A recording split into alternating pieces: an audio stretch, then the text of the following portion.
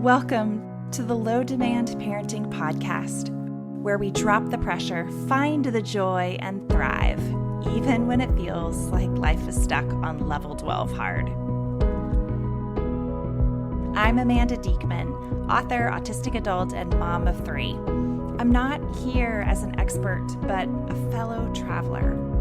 Together, we're learning how to live more gently, authentically, and vibrantly in this wild parenting life. In our podcast this week, we are going to talk about sibling dynamics in families with PDAers. Such an important topic, especially for those of us who are moving into summer. We're often bringing our kids together into shared space a lot more. There's vacations. Expectations really shift. And regardless of when you're listening to this, if you have multiple kids and one of them is PDA or many of them are PDA, then you know that siblings are super tricky. While we're talking about siblings, I have a new self-paced DIY style course called When Siblings Feel Like Enemies. It is here to help you develop your toolbox, whether you have one PDAer or several, whether you have a mixed neurotype family, or maybe a solo PDAer who's struggling with their friendship dynamics or taking out all their dysregulation on one parent. This course gives you a fresh understanding of what's happening in sibling dynamics. It helps you understand how to keep siblings safe if they're frequently a target of dysregulation or aggression. And it gives you real practical scripts, tools, trackers, and a conversation guide if you are parenting with a partner so that you can all move through this experience together as a family. It's available now, no matter when you're listening to this podcast. It's $47, and there's more information in the show notes. Let's dive in.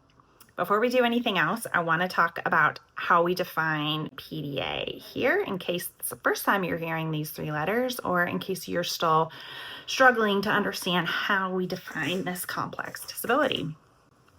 PDA is a complex neurobiological disability. Those 3 letters can stand either for pathological demand avoidance or pervasive drive for autonomy. It is a disability within the neurodivergent spectrum that often connects deeply with the autistic experience and with ADHD in an overlapping way. And it leads to a hypersensitivity to threats and a primary drive for autonomy. PDAers are allergic to control in all its forms. Our threat response, and I should say I identify as a PDAer, which is hard. PDAers always really struggle to self-identify because we don't want to be hemmed in by any kind of an identity. But still, I have found that naming this truth about me has opened up so much self-compassion and so many windows for other people who know me and love me to also understand me.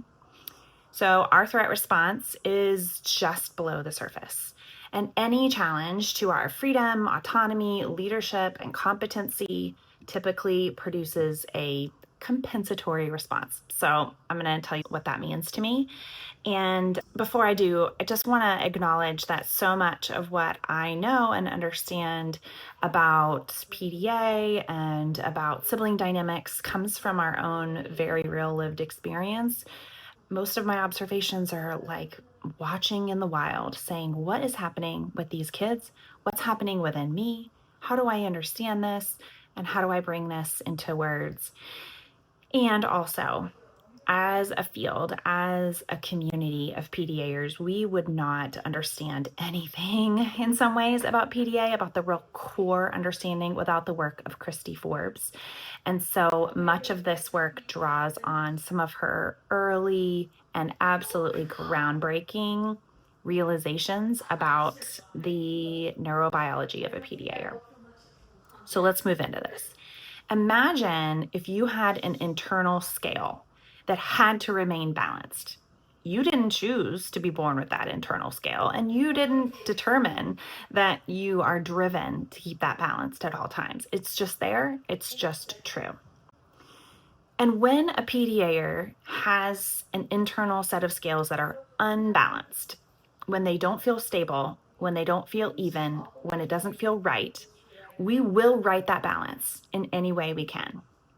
Sometimes it's subtle and undetectable, and sometimes it's blatant and obvious. Many people call these various strategies equalizing or leveling or equity-seeking behaviors. And I want to say again that all of those terms and just the core understanding here comes from Christy Forbes.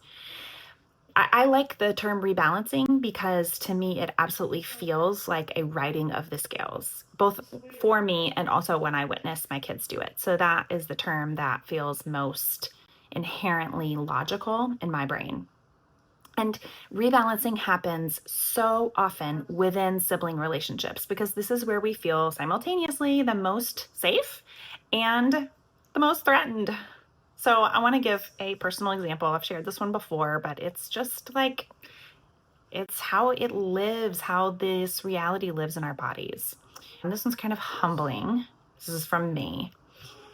My husband was responsible for dinner one night, and he was painstakingly peeling these carrots for our kids. And our kids like their carrots a certain way, so off he went. And meanwhile, I was caught in a particularly challenging sibling dynamic and feeling so frustrated and exhausted after parenting all day. And I looked over at my husband peeling those carrots, and I looked at myself caught in this sibling battle, and it felt imbalanced. I felt angry, I felt resentful, my internal scales tipped. He was peeling carrots and I was getting screamed at, and it didn't feel fair. And so later, as I was cleaning up, I noticed that he had carefully put all of those carrot peelings in the compost bin for us to take up to our community compost area. And I took that whole compost bag and I threw it in the trash. And I did it with gusto and a big old smile on my face, and I felt so much better.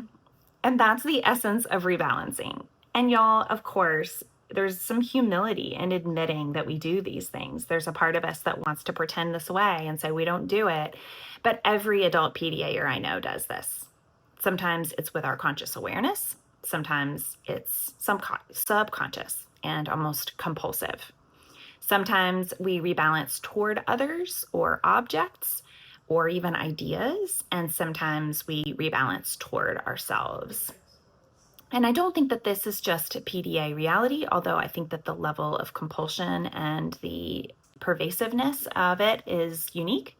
But think about if you're caught in traffic and you're feeling incredibly frustrated about the car in front of you not moving at the right speed, and then one of your kids pipes up and asks to change the radio station because the song is annoying, and you snap back at them. That particular kind of dysregulation and using control or power over another person in order to feel a little bit better is a human protective pattern. Rebalancing is not unique to PDA. It is a human trait. So depending on the birth order in your family and the presence of PDAers at different ages, you might see your PDAers feeling inherently unequal or lesser status than one of their older siblings. Because of birth order, because they're inherently younger, they're smaller, they don't have as much life experience, they feel less than, and so those scales are permanently tipped. You might also see your PDAer feeling safer externalizing, though, toward younger siblings. So because that is an environment where they inherently feel more confident, then that is a place where it's most likely to be externalized. So in our dynamic, rebalancing moves downward. Older siblings are flattered and fawned toward. Younger siblings have more of those messier dysregulation symptoms like aggression, yelling, name calling, and controlling what they do. And I just want to tell you guys straight, there is nothing easy about navigating rebalancing between siblings. Having a PDAer and a non-PDAer is crazy tough because the non-PDAer is usually leaned on heavily to accommodate their sibling. But having multiple PDAers is crazy tough because no one will bend. And or if you have an internalizer, one always bends. And that leads to another really challenging dynamic. And I just want to say having an only kid PDAer is crazy tough because there's no other nervous system around to provide stimulation or regulation, and they will often rebalance with one parent, creating a more sibling-esque dynamic with their parent, which is incredibly complicated. Or they might rebalance with a friend, a neighbor, a kid at school, or a cousin, in which case you have a whole nother family involved in your kid's dynamic. So I get this. I live it. When my kids get activated and into an unsafe or an unsteady balance, they hurt each other constantly, all day long. A sigh, a look, even just walking into the room can be enough to set off a cascade of yelling, name-calling, aggression, dysregulation. I've been living this complex sibling life for a decade, and we have hourly, sometimes minute-by-minute challenges to build a reservoir of wisdom and experience. So I imagine you do too. Many of you have needed to permanently separate your kids, sometimes in different households or with different family units for hours, days, seasons, to keep them as safe as you can. We have never taken or been able to take that more permanent separation step, but we have spent countless hours brainstorming innovative ways to keep our kids separate and safe when we haven't had any other options. And so as a parent community, as a PDA community, we can let go of perfection and self-shaming here. When your kids are dysregulated and they rebalance with each other, it doesn't make you a bad parent. There's no way to avoid every situation, to be proactive all the time. It's not possible. Sibling relationships are one of the primary places where we learn an essential human rhythm, rupture and repair. We learn to mess up and make it right. We learn to get hurt and to nurture our hearts as they heal. And I'm not of the dismissive, all kids fight, get over it mindset, because there's fighting that helps us grow and fighting that leaves lifelong scars. We all experience both. But as we seek more wholeness and healing in our families, our goal is to support our children in learning to fight well, to disagree with compassion, and to repair what's been broken in authentic ways. And for the remainder of this podcast, we're going to talk about how to do exactly that. I'm excited to share some insights on how we can support our children in cultivating these healthy and safe relationships with their siblings, where they can learn to rupture and repair alongside deep listening and being proactive. It's so tempting to blame or punish or teach or coach our PDAers in an effort to try to change these rebalancing behaviors. We think, if they would just stop doing this, our life would be so much better. But rebalancing is something that we PDAers have to learn to befriend and understand. It's not something we can extinguish or carve out. Like all of our less than perfect parts, rebalancing deserves compassionate understanding. And you might have noticed I draw heavily on internal family systems theory for my work. It's the understanding that we have no bad parts, that all behaviors make sense in light of who we are and what we've experienced, and that integrating our more shamed parts brings us a greater sense of wholeness, and it brings us more control and autonomy over how we live into these primary urges. Low demand parenting is about attuning and aligning with our kids' real capacity in a culture of radical acceptance. It isn't about changing our kids or making them different than they are. It's about saying, I love you and I choose you just like this. It declares that we are all worthy of love and acceptance just as we are. And so in a practical way, low demand is also a step-by-step method of identifying which expectations are not doable for our kids or for us in this present season. We look at those misaligned expectations alongside a deep exploration of what truly matters to us as parents and caregivers to discern what pieces we can wholeheartedly drop to find more ease in our family dynamic. With this low demand lens, we are declaring that we all do well when we can. So more traditional parenting tools like reward charts, punishments, consequences, the silent treatment, or lectures on proper behavior are both ineffective and unnecessary. We don't have to do that stuff because our kids do well when they can. And for PDAers specifically, all of those kinds of approaches, the traditional parenting approach, it's not just ineffective, it breaks down the relationship of trust and it deepens shame, which can have tragic consequences for our kids. So if we're not going to reward, punish, or shame our kids to find a way out of these awful sibling situations, what do we do? After all, so many parents say in fear and desperation, we can't just let our kids yell at, hit, or bully their siblings. And I get it. So let's talk about what actually helps. Number one, it actually helps when we have straight talk in our families about disability. Talk openly, honestly, and frequently about disability. Make it a regular part of the lens you use for yourselves and the world. If someone is struggling in front of you in a store, maybe they're taking longer than you want them to, or they're acting confused, instead of complaining, engage in a curious conversation about whether they in fact have a disability and need accommodations. Look around you at the buildings you go in, at the homes that you visit, and ask about structural ableism, like restaurants without wheelchair accessible entrances, or exam questions that don't give you multiple ways to respond. Name the various disabilities in your family as specifically as you can. So instead of saying like, well, he has PDA, so he just can't apologize to you, your kids deserve a more robust explanation, even the little ones. I might say something like, part of your brother's disability is that anytime he thinks he's losing control, his nervous system shuts it down. It's not that he won't apologize to you, it's actually that he can't. This is how his disability works. And as soon as he feels safe again, he'll be able to apologize in his own way.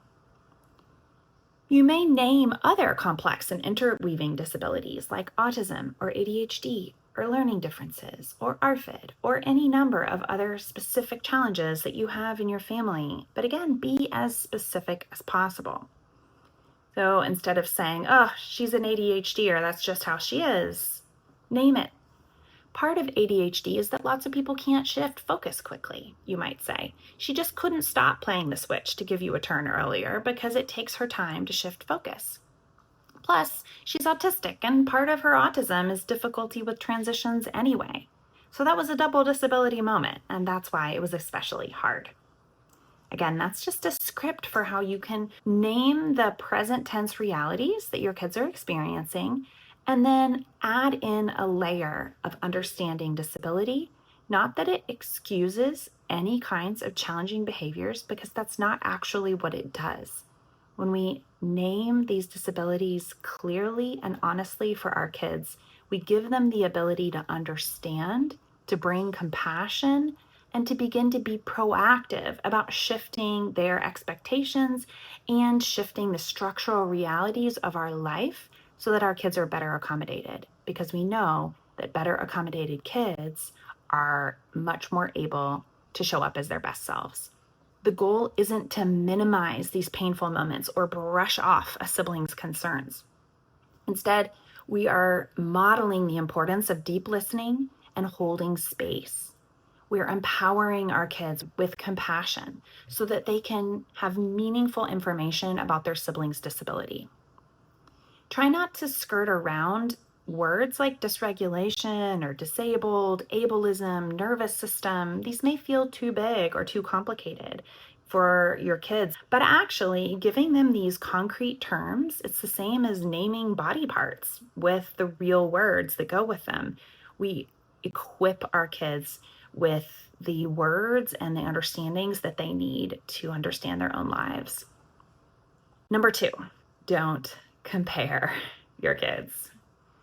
Comparison is toxic. It is a magnet for shame and judgment and competition, and all of those are immediate triggers for your PDA's rebalancing behaviors. It exacerbates all of it.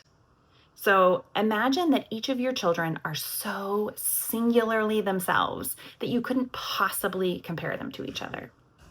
Imagine if, but your brother can, or follow your sister, she's got it right, or at your age, I was doing twice that.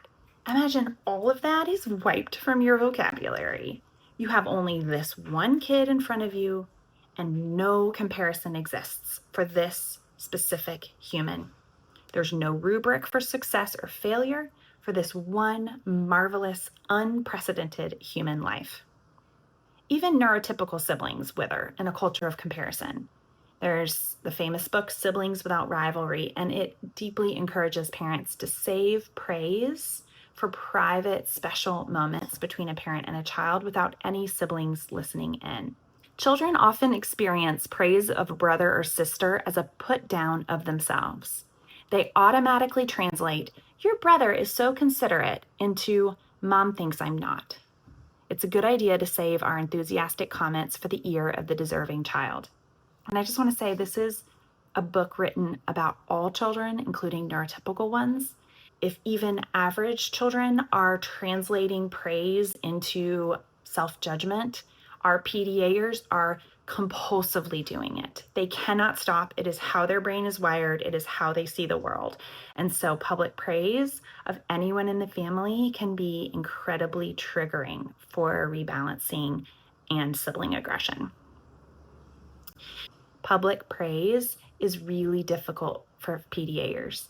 And so in our family, we've simply shifted to a culture where we don't use public praise at all. Number 3, and this one is so crucial, is creating opportunities for repair. We all need a do-over sometimes, especially those of us whose disability shows up primarily in our core relationships. When PDAers feel threatened, again, whether or not the person intends to make them feel this way, when PDAers feel threatened, their automatic, autonomic, subconscious, out of control reaction is often a fight, flight, or fawn response. We yell, we name call, we punch, we pinch, we destroy, or we agree and go along with something even though it's not right for us. And then we get resentful or passive aggressive or angry or overwhelmed or shut down, and it's not pretty. We all make mistakes. We all hurt the people we love. This is part of being human, but it's especially a part of the PDAer's experience of being human. And speaking from personal experience, it really sucks to hurt the people you love or to hurt yourself in order to stay in relationships. Creating opportunities for repair is about much more than just say you're sorry or clean it up or pay for the thing you broke. Opportunities for repair means creating a culture of comfort around mistake making in your family culture. It means modeling healthy forms of conflict and open communication about our intentions and the impact of our actions. It means doing the work within yourself to heal your own broken relationships to making mistakes and your fears about hurting others or being abandoned. It means doing your darndest not to pass along the baggage of perfectionism or self-denial that has been passed down to you by your ancestors. Practically, we do repair in our family first by giving time for people's nervous systems to return to stability, no matter how long this takes, even if it takes days or weeks. We do not do repair work when people are still flooded with emotion or defensiveness. We cannot create meaningful repair when kids are emotionally shut down or caught in a shame spiral. And I just want to say right here, for those of you who are like, my kid cannot repair, my kid will never take responsibility. They never apologize. If I even approach the situation, they'll double down. I meant to do it. I hate her. That is a sign that your kid, writ large in their life, is still caught in a shame spiral. They are not ready yet. They're not stable enough in their nervous system to do meaningful repair. Genuine repair exists between two consenting people who care about the relationship enough and are safe enough to face the harm that happened. You cannot force repair. It just doesn't work. And it works against you in the long run. So if you have a kid who can't repair right now, that is a demand to drop. Don't try. Don't force it, and don't expect it. Cultivate compassion and safety and let repair come later. Modeling for our kids what it looks like to own our part in a situation and create compassionate repair is one of the most important things that we do. So perhaps for a season, maybe a long season, if your kids can't repair for each other, all you do is simply model your own genuine ownership. So let's say that a fight broke out because people didn't take turns evenly on a switch. And one person got a longer turn, the other person felt like they needed a longer turn. You know, words are exchanged, blows, and we're all cooling down in our rooms. I would own, I forgot to keep an eye on the time. And so maybe when one sibling came to tell me that their turn was up, I was meaning to come and help them manage this, but I got distracted and I never did.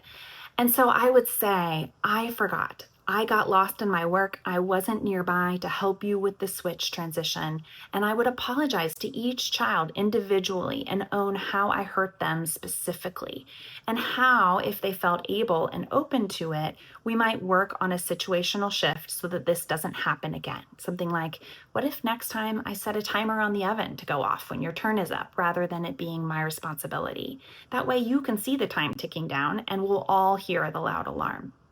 After I've done my own repair work, and once both kids are stable and ready for repair, and again, assuming that they are even big picture in their lives able to engage in repair, we go forward with curiosity. First, I assume that they are both feeling harmed. They are both feeling defensive, protective, and in victim mode. And so I say, you got hurt and that sucked. Your sibling loves you very much and wants to do some repair with you. What would it feel like for your sibling to make it right with you? What would you want to see? What would you want to hear? What would you want to know? And again, if kids have slower processing speed or hate questions, then you might say less or simplify the communication. And then I go to one who did the harming. And this may be both kids. They both might have lost it and done things that they aren't proud of. And so once we've talked about how they feel from more of a hurt person's perspective, then we can access how they feel from a hurting person, the person who did the hurting's perspective. And again, compassion and curiosity. You got dysregulated, you hurt someone you love, and that sucks. I hate hurting the people I care about. Your sibling still loves you and wants to do some repair or healing. Is there something that you'd like to do or say to show your love? And then I shift into a coach or facilitator role, and I help each child move into the repair process with what they feel ready and capable of expressing and hearing.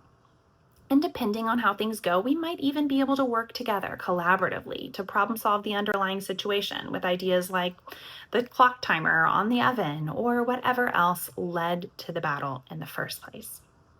And the fourth thing that helps with sibling struggle is low demand for everyone.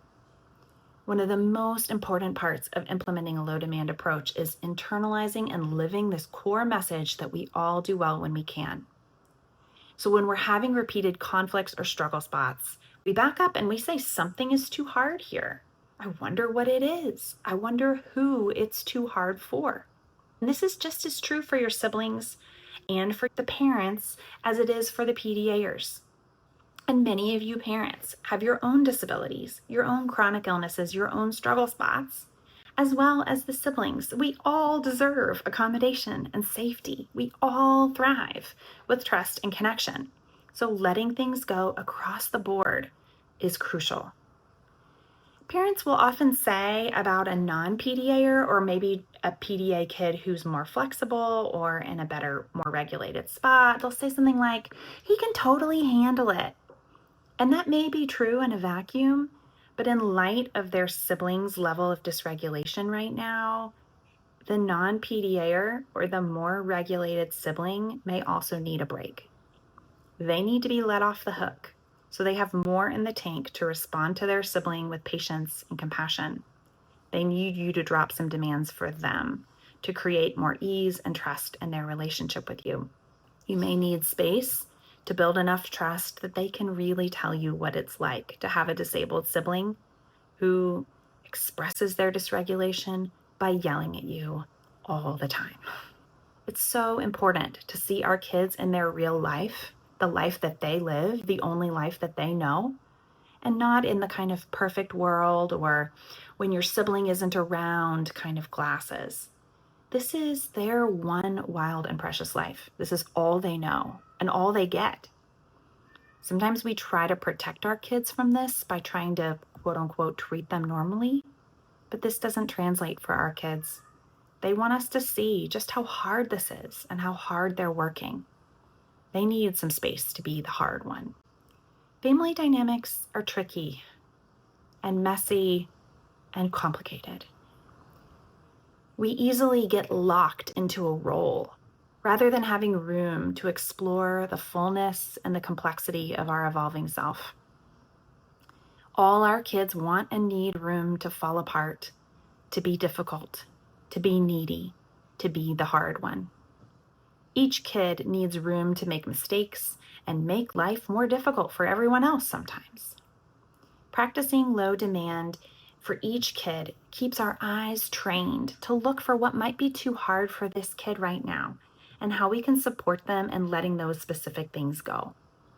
The first thing you will likely see in your kids' eyes is relief. Finally, they don't have to hold everything together all the time. Finally, they get to be a mess. Finally, they get to be real. Practicing these 4 concepts within our sibling relationships of talking openly about disability, not comparing our kids to each other, fostering frequent opportunities for repair, and practicing low demand for everyone in the family dynamic will make a core shift for how your kids are able to show up for each other in compassion, curiosity, and in repair. And more than anything else, they'll also create some space inside of you as their primary grown-up. It'll give you more margin to have enough inside to show up for the daily challenges and the daily beauty that is your real parenting life. If this podcast is speaking to your soul, you can subscribe through wherever you get your own podcasts. Even better, if you feel the nudge, head on over to Apple Podcasts in particular and leave us a review. It's such a helpful way for new people to also get to experience what this podcast wants to bring into their lives. I'm Amanda. Remember, it takes great strength to let things go. I'll see you next week.